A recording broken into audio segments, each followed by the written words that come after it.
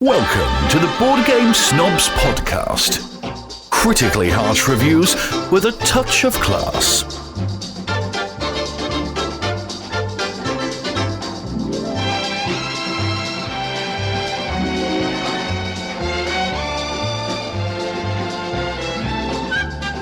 Gordhead. And welcome to the Board Game Snobs podcast. This is Jerry, your star of the show. This is not our 100th episode. This is me being isolated, talking through Skype or Google Hangout or whatever type of technology Gabi is using to record this podcast. Our host, Gabi. Hey, what's up, everybody? Hey, what's up?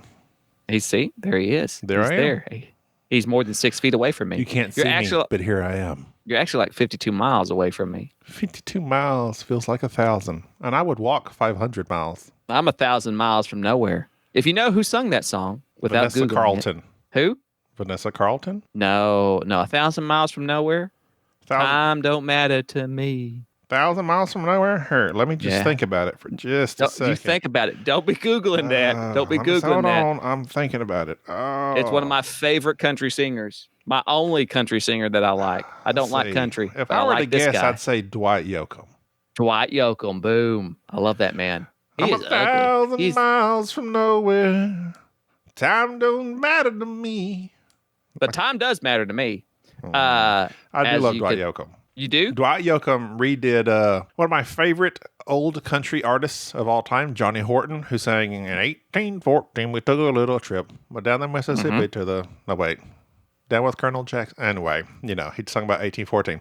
So he also sang, I'm a honky-tonk man, bo-do-do-do-do-do, and I can't seem to stop. Dwight Yoakam redid that song. It's You did good? Yes, it's good. I also love Bakersfield. Makes me think of you, Jerry. Bakersfield's is an awesome song. It's a good one. I like Dwight, and I liked his role he did in a Sling Blade. Mm-hmm. That's a good one. You like them French fried taters? I've realized that my imitation of your father is pretty much a Sling Blade. Jerry, there's a big old chicken out in the front yard. You might call it emu. I call it chicken. There ain't no gas in it. I'm gonna go kill it. Gabi, you got any of that banter? Let's go ahead and get to that banter. Jerry, We like them is your daddy. big ones. Get to that big banter. Big banter. I don't know what big banter you want me to have. This was something I saw at one time that kind of confused me. You have you have Orson Welles, H.G. Wells, George Orwell. Tell me the difference. I get confused all the time. George Orwell wrote that book, 1984. It's about being suppressed. Ideas, thought police. Who wrote The Time Machine? That was that one dude. That one wrote about the Martians coming down, invading the Earth. Who? H.G.? That was H.G., yeah. H.G. See, He was I always related to get those A.G. confused. And Animal Farm? That was Orson Welles. No, Orson Welles was Red. What was it? Red Rose. No, that was George. George wrote that. I'm sorry. See, there's too many Wells. H.G. Orson. I can't stop using this voice once it starts. Wells Fargo. I don't know which one's which. Well, Fargo's, those are the guys that wrecked the economy back in 2008. All right, Jerry, snap out of it. Let me slap you. Snap out of it. I'm sorry I can't. Gets going sometimes. That's the voice of your father. That's what I was going to say. Jerry, Yeah, Dad loved. There's only like a handful of shows that weren't military based that he liked. One of them was Sling Blade. The other was The Water Boy. Jerry, you know I loved you, right, son? I never said that too very often to you. Yeah, that's pretty much it. I usually that's pretty just much it. give you like a slight head nod, like, Mm-hmm. Daddy, I love you. Can we move on? I kind of, relate my love to you like that Nicolas Cage gif from Con Air. A wink and a slight nod. Then I went outside and killed some emus. What did Nicolas Cage in Con Air? What did he call his daughter? He referred to her as something. Hummingbird. Hummingbird. That's right. My little hummingbird. Yeah, that's right. That's right. Okay. I just couldn't. It was bothering me for a minute. It was bothering you that you didn't know what Nicolas Cage called his daughter? Now that was like something. Yeah, they do that in films. Where they'll have, like, you remember Star Wars, the Rogue One. He called her Stardust or something like that. The Oh, dad. yeah. They do that with father figures. You'll notice in movies they'll use a father figure to try to build up his fatherly figure. Instead of him just being a good dad, they'll have him have a nickname for said child. I may not have always been there for you, but I did call you my little suds bucket. Yeah, Buttercup. Buttercup. Which no real dad calls their kid that. They call them something else. They'll have a nickname for their child that makes absolutely no sense. Butterfly, you're my little butterfly. No, that's too on the nose. It's something weird. It'll my little Chiquita banana. something stupid. It's always something stupid. Like burnt toast. Burnt toast. You're my little burnt toast. Yeah. All right. 17 horrifying myths about hotel rooms that are 100% true. Now, can it be a myth if it's 100% true? I don't know how it can. No, I don't know. That's that weird. Doesn't make sense. That doesn't make sense. Number 1, Jerry, this is for you as one who always uses this item every time I go to BGG Con in the room. You got a guess? Okay. I use this item. Yes. The refrigerator every morning. The coffee maker has never been washed. Oh yeah, that's why I wash it. You wash the coffee maker? Yeah, I bring my apple cider vinegar. I run that through to kind of delime it a little bit, and then I make sure that there is no bacteria in there because I run hot water through it once. And then I'm good to go. I feel pretty good. I know it's not completely clean, but it's good enough for my purposes. The minibar secretly charges you. Now, like, who doesn't know that? Everybody knows that. Nobody uses the minibar. We don't have that type of money. I bring my own gallons of liquor. There is a bar that caters to short people, would be called a minibar. Wouldn't it? That would be a neat place to go. It's like you can't come in. You're too tall. This is for people 5'6" and under. Too tall Jones, this ain't for you. Ain't for you. The remote is the dirtiest object in the room. Who doesn't know that? False. That's what it's it not says. the remote. It's the comforter. The comforter. I'm reading it's the to comforter. you from travel. Take those comforters off. They will not comfort you. That's Yes, where that's you true. get the clap. That's true. How do you fix the clap? By Like clapping? Like antibiotics? What are you talking about? I don't know. What are you talking about? You talking about chlamydia? Clam diddly? Yeah. I Clam believe it's diddly, antibiotics. bam-a-lam. Whoa, clam diddly, bam-a-lam. Put your clap on it, bam-a-lam. That's the theme song to Sporadically Bored, I'm pretty sure. Go ahead. Someone could hack the lock to your suite on those swiper cards. Mm-hmm. The sheets are not as clean as you think. That goes along with what yours is. Yeah, I've always heard that you don't want to use that top what do you call it? Bedspread sheet? The bedspread, the comforter. Yeah. I always bring my own sheets unless the sheets there are dirty, because then I would be sheet out of luck. Get it? Because the sheets. Yeah. Sheets out of luck. Yeah. How do sheets have luck? Well, have you ever had nice sheets like Well, those 4,000 count Egyptian cotton sheets? Or what if you like smoke and fall asleep and the cigarette burns a hole in it, and then you got holy sheets? That wasn't funny, although I am mildly chuckling. There could be a hidden camera. That's pleasant to think about. I don't care if somebody watches me. You want to see my big old butt walk around that room? don't Go care. right ahead. The room will never look as good as it did online. That's not really horrifying. This says 17 horrifying myths. So far, I've yet to be horrified. This is not good banter. This is like slightly Where's the good banter at? This banter here is subpar. subpar. Speaking of subpar, the tap water may not be safe to drink. Mm-hmm. If walls could talk, every suite could have a story. This is terrible. Some people call it the Ramada. I call it the Ramada. That's dumb. That is so dumb. I don't know why I laughed that hard. You know, since we've not been together recording a whole lot, except in like my banter segment in my journal I keep is getting pretty small. It's getting pretty small. I've got to like start doing some more research. They called it Hotel 8, but there's just a 1. I'd give it a 1 out of 10 stars. Are we going to just do a Sling Blade voice all day? That's your dad. That's your dad's voice. Okay, I want to be your dad. You ask me some questions, okay? Okay. Why did you love my sister more than me? Well, I mean, she was a little bit better than you were. No offense, son. But, I mean, you went into nursing. My sister's a nurse, too, by the way. But she's a girl, see? That's a good one. Actually, I want to talk about my sister. She's actually me too. I always preferred talking about your sister. She's actually my sister's an RN as well, but she works in the emergency room at one of the larger cities there in Oklahoma.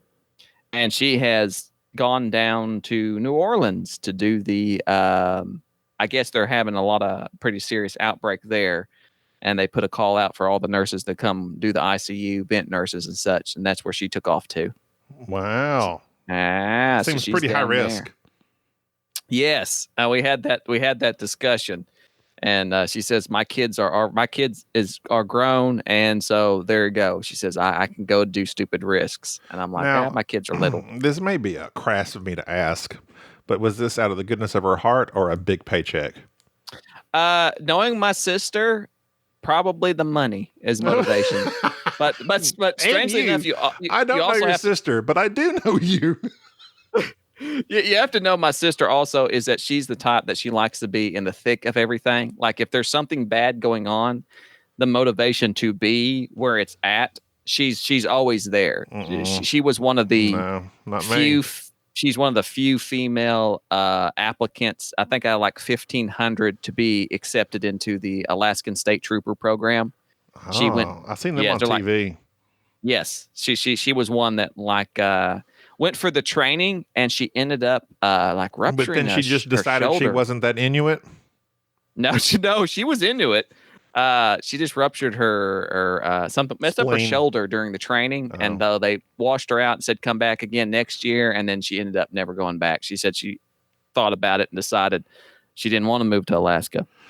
Yeah, that is admirable of your sister, because I'd be like, no, I'm good. I don't want to take the chance of possibly dying. And quite frankly, the amount of money, there is no amount of money I think I could be paid to go work in an ER or an ICU without proper protection. And that's a lot that's facing a lot of the nurses now because the shortages are getting worse and worse. So, but anyways, that's a side point. Yeah. We were talking about something that, to hard merge this out of things that aren't topical depressing? Because so far, this is it's 2:00 in the afternoon. It's hard not to talk about the stupid thing because we're living it 24/7. Well, look, it's 2:00 in the afternoon. I'm one whiskey in, and you've already brought up my dead father, my crazy sister, and you're making me do my Sling Blade voice. And I only save my Sling Blade voice for special occasions. Well, you asked me why I preferred my daughter over you, and well, I mean, I only use my Sling Blade verse for me and my wife's anniversary. Some call it cubic zirconia. I call that a nice ring. My Sling Blade voice is terrible. It's not even spot on. It's just humorous to hear people try. You're talking about a game that you and Sade played that you fell out of love with. No, that you and Mike played and Crystal. didn't like. Okay. I care. I can't even tell them apart. So They're always Mike, Crystal, Sade. If it's not me, it's not me. That's all I know. That's true. Speaking of, we talked about colonialism here in the recent past. Well, we had played in Danger. No, not Danger Mouse. Did you ever watch Danger Mouse? I did. I didn't like him. Because aren't all mice in danger? Just Danger due to their Mouse stature? Was a spy, and he was a cool mouse with a British accent. Just because they have a British accent doesn't mean that they're... It does pretty much make it cool. Like, I mean, you can have a British accent, and you automatically sound more intelligent than any Southerner from America. Oh, I don't think so. That's just... I beg to differ. See here, I say, Governor. see here, Governor. You know, they often relate like the Southern voice to like British, like that type of Southern. Like, oh, I do declare, Governor, because they don't say the R's, much like Right. the English does. They make terrible I pirates. do declare, Governor, as opposed to I do declare, Governor. But that's like a Georgia Southern drawl. And unfortunately, me and you don't have that fancy Southern. We got the redneck Southern sound. Yeah, and we don't even have that deep Texas drawl like the Matthew McConaughey. With the No, like, soothing to hear as I drive my Lincoln Cadillac. No, my Lincoln Cadillac, my Lincoln Town car, making steaks. Come on down for a barbecue. I'll put on some nice brisket. That's a pretty good McConaughey. I think that's your best voice so far. Fix you up right. That's pretty good. I've never heard you do that before. Again, I only do that on my anniversary. The wife loves a little McConaughey. Okay, Jen, close your eyes. All right. Appreciate you being married to me for about 15 years. Oh, okay. That was terrible. Go ahead. Next, what did you not like about Endeavor? We had played it like a week before. Like we broke it back out. We kind of relearned it, played it. Now we do. Mike and his family, they play the big generous map, I guess, the 4 and 5 player side. And you start off and, you pick your building and you can ramp your stuff up and then you put things out there and you can either put your stuff on the shipping lanes. And when you first start off, you have to go to the shipping lane before you can start going to the land areas, right on the edges of the map. You know what I'm talking about? Shipping. I know exactly what you're talking about. Or you can put them on the ships, but the only ships there are on the main. I don't know what it's all called, but basically my point is, on the second play of the game, like a week later, we're playing the game. It's like you start off and you're shipping because you can only ship. And then you want to go for those blue chits. It seems like they give you an automatic, reward or something you can do a second time or, bump something up or whatever. And it just seemed very like on rails to us because it's like, yes, we need to do this first. We have to do this first. And you have to go to the shipping lane to be able to go to, I forget what it was called when you go to the land markers next. Like you have to be invested first before you have influence. You have to have influence in the land in the shipping before you can go to the land. It just seemed very on the rails. And like we were kind of bored on that second game. And all three of us, were like, it doesn't say. The only interaction is like if you get the cannons about, the 3rd, 4th, 5th turn, then you can cannon people out of there. There's some conflict, but you don't get anything for that other than the points. And it's just cannon people out. It's just, it didn't. Can I bother you to leave? it just, I don't know. It really, we were very unimpressed that last play, and we're like, I have 3 thoughts about this. We think we might be done. I haven't played it in a while, so I'll leave that. But also, I'll leave that to your discretion. But like also the last couple turns, like someone had bought all the. There were no all of our spots were covered, so you had to cannon somebody out. That sucks being bought out of So it's just, I don't know. We found it very blah the last time. Linear is the word you're looking for. Okay, linear. So second point is, I don't mind games that are necessarily linear in their strategy to a degree. One being like Puerto Rico, they found out years after people had played hundreds of games of Puerto Rico that there are certain moves that are just obvious. If this person does this, you must do this. And so there are games out there where the strategy is this is the obvious way to make the moves. Right. And so I don't necessarily mind that to a small degree. I haven't played Endeavor in a while. But also to defend the game, just because I'm going to play devil's advocate, there's like 6 different modules in that game that add to it. Oh, yeah. And that will shake it up that I'm sure you didn't add to it. You've just been playing the base game. Been playing the base. And so you're playing the vanilla version of it. You need to add some sprinkles to that. That's true. We'll do that in about 4 months from now when we can finally get back together. There you go. So I understand one of the games that I have been playing a lot on the app because I can't play Brass solo. I've been playing the old version of Brass on the app, and I noticed something. I was wishing they would update that to like Lancashire. Or... They won't. But this iteration is not bad. But what's going on with it is that the computer makes the same moves. Like there are certain moves that it knows if it goes first, second, or third, it's going to build in these spots every single time. And I played the app so much, I know they're going to build over here on the east side, on the south side, and then the second turn, they're probably going to try to build up north to Scott. They're going to build up north. They do the same tactic because the computer knows unless you've occupied this spot, this is the best move. And that gets very frustrating because what I have found is that unless I purposely go, all right, now I'm going to play over here and mess the computer up, the strategies are the same. Yeah. And that can be frustrating. And I think that's a valid point with games that have a very linear style of play. And I think Endeavor is probably one of those. I just haven't played it in so long. I'd like to give it another shot and then try some of those modules. And I think it's smart that a game has modules that add to the game so that when players play the base game and they go, oh, this is kind of samey, let's throw this in, let's try something new. Quick question. Because I've noticed that as well. Speaking of apps, I've noticed that with Raiders of the North Sea. Like the computer always does this thing first if it can.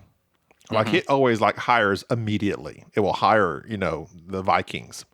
And then it like will go. It kind of follows the same suit every time. So obviously I'm thinking, well, the computer is going through all these calculations and it knows the optimal move, right? So I'm always trying to watch the computer saying, what is it doing?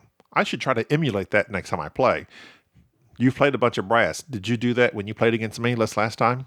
No. This Brass, I haven't used the Brass app for a long time. Okay. I will say that playing this app, even though it's the old version, has given me some ideas. Like I have realized now that building in these certain areas tend to give you a step up, and that in the first area error, that building connections is not that important. That's really something you should really focus on the second era, making those rails. And so was obvious, but I didn't realize how powerful it was to make your opponents build canals in that first era and you just benefit from them. And then the second era be so focused on rails and how many points that can score you. It was just interesting watching the computer do the calculations for me and make these moves. And I've been stomped by the computer many, many times and then playing in a similar tactic have given it a run for its money.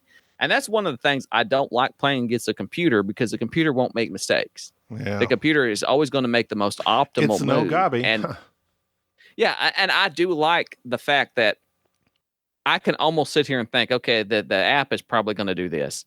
Whereas when you're playing against a human, they're going to throw you a wild card every once in a while that you're not expecting. And I used to say this when I used to play poker, Texas Hold'em all the time, is that one of the worst things that you could do is play against somebody who doesn't understand the value of their cards and money because they'll bet so wild. Yeah, Enrique. Enrique used to drive me insane. Enrique would bet wild on stuff and end up having nothing. And then he would bet so conservatively on cards that were actually. When you think he's really got something, good. he ain't got nothing. When he got something, he ain't got nothing. Yeah. And so they throw you off. And that's part of the joy of trying to just read people. And Enrique has a very, very obvious tell that he every time we play poker, he ends up just freaking out on me and begging me You to mean tell when him his what eyes tell get is. super wide and he smirks? No.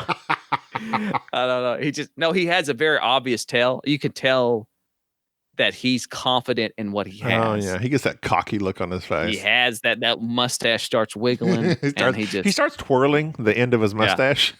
Yeah. Has that Fu Manchu going? Yeah. So, anyways, so I wanted to discuss. Go ahead. Go ahead first. You were talking about games that you originally played, liked, and then have kind of come to fall out of love with. Right. I myself have played many games here recently that after considering I fell out of love with them. One was Leaving Earth. that solo game, which I sent to our recent person we had on our podcast, Soul Train Christian. I sent him Leaving Earth because it's a solo. I'm sick of this. You have it. Huh? I'm sick of this game. Here, you play it. Pretty much, because it's a nice game. I like the game. I always wanted to play it. Like when you first got it, you sung its praises. You would hate it. Oh, okay. I know enough to know that I'm not going to waste my time trying to teach you this game. And plus, after I've taught it to you, you're going to play a few rounds of it and go, yeah, this is fine. I don't really like it. And the reason I say that is that it's a bunch of basic multiplication, and you pretty much do the same thing over and over and over. There is not many choices in what you're going to do. There's not a lot of logistics. The strategy is pick door number 1, door number 2, door number 3. And once you've picked that, you pretty much know what you need to do to get there. It's just the path that you travel.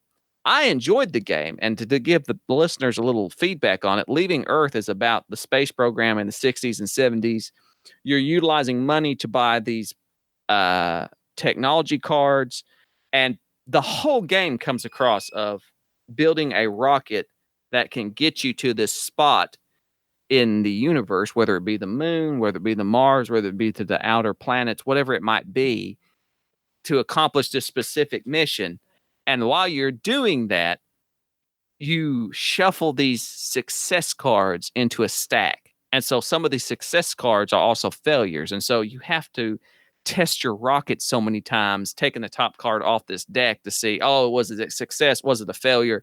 Until you get it's like push your luck, until you get enough confidence in this deck of like, okay, I've weeded out all the failures in this deck. Now I'm going to launch my rocket so that I don't put Neil Armstrong on a rocket and then try to land him on the moon, and I pull a failure card and he crashes into the moon, and now we have to have a memorial service for Neil Armstrong. So yeah, that was the basics of the game. And so once you've played it, flat mooner, and you know how I feel about flat mooners. I hate people who don't have nice butts. That's how it is. If you don't have this, I hear you like big butts, and you can't lie. And that's a nice principle to have, because that way you know if somebody likes big butts, then you know they're an honest person, because hence they cannot lie. That being the case, after you have played Leaving Earth enough times, you're done with it. That should be like a poker move. Like, excuse me, sir, your opponent. Do you like big butts? Well, yeah. Okay. What are you holding in your hand over there? Well, I've got 3 of a kind. I cannot lie. Just because you cannot lie doesn't mean that you can't withhold information. Oh, well. Well, then you got to know when to withhold information. You got to know when to withhold information. Know when to fold them. I can't believe Kenny Rogers died. Actually, I can believe Kenny Rogers died because he's not immortal. We kind of expected he would die at some point. I mean, honestly, that's why it's sad. But like once you get about 70, which seems young, the closer you get to 70, but 70, you're doing pretty good. 80, you're doing really good. That's like, 85, something happens. It's like, okay, I understand. As we have promised numerous times that we are going to do a pod snap about Picard, it really bothers me that Picard is 80 years old and that they were so blatant in naming a series after him. Like, what if Patrick Stewart kicks the bucket? He's 79, 80 years old. I mean, he's not no spring chicken. They could always weaken the Birmingham. No, you can't do that. You can't CGI Picard. Just hold him up like Riker's just like always got his arm around him suspiciously. That would be weird. That would be super weird. And like everything they ask him is always like a yes, no question. It has 3 lines. Yes, no, and engage. That's it. They just like throw his arm out in an outward motion. I'm waiting for Star Trek Wesley. That's what I want to see. Star Trek Crusher. Star Trek Crusher. Star Trek Smug. You know what I'm saying? No thanks. So, are there any other games? Like, okay, I've we talked about Endeavor. I haven't fell out of love with it, but I have slightly fell out of love with it, and that is Viticulture. I still enjoy it. I still play it, but it's like, I've kind of played it to its peak. But that's different, though, to me than like Endeavor. Endeavor, I've only played 4 times now. And on this 4th time, I was like, I don't really like the way this works on this linear fashion, as you say. Whereas viticulture doesn't really have that, other than you kind of go, you got to plant your cards first, and you got to harvest your cards, and you got to reap them and make wine.